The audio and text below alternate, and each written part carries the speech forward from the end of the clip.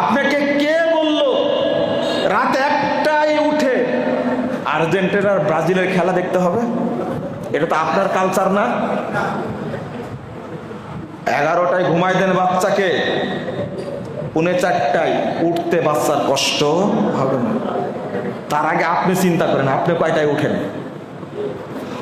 এক বাপ বলছে আমাকে যে ভাই একটু ছেলেটাকে নসিহত করেন, ও নামাজও পড়ে না, বিড়ি খায়। তো আমি বললাম যে বয়স কত? 35-এর মতো হয়েছে। আগে তাকে প্রশ্ন করলাম যে আপনি কি বিড়ি খেতেন নাকি? বলছে হ্যাঁ আমিও খেতাম। আপনি বিড়ি খাওয়া বাদ দিয়েছেন কখন? তো যে 50-55 বছরের দিকে বাদ দিয়েছি। তা আমি বললাম যে এরও 50-55 হোক আগে, তারপরে বলবো। বুঝেননি মনে হয় কথাটা?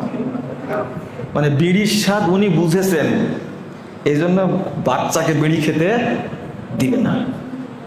আগে নিজের চিন্তাটা করেন, নিজে কখন ঘুমান, বাচ্চা কিন্তু ওইটাই শিখবে। আমার বাবা তো ঘুমাতো রাত 2টা-3টায়, আমিও ঘুমাবো। আমার বাবা কোনোদিন ফজর সালাত পড়তো না, আমি পড়বো না। এটাই নীতি। আপনি বাচ্চাটাকে কিছুই বলবেন না? যে বাচ্চা ফজরের সালাত পড়ে না, এই বাচ্চা দিয়ে পৃথিবীর কোনো উপকার হবে না, বাপ মা তো দূরের কথা। আপনাকে বৃদ্ধাশ্রমে রাখবে, আর বৃদ্ধাশ্রমে না রাখলেও আপনার শিক্ষিত ছেলে কানাডায় থাকে, বাংলাদেশের ফার্স্ট ক্লাস অফিসার সচিব, এই আপনার এই বেটা এই মেয়ে আপনাকে এমন ঘরে বন্দি রাখবে, মরে যাবেন 1 সপ্তাহ 10 দিন 1 মাস চলে যাবে, খোঁজই পাবেন না।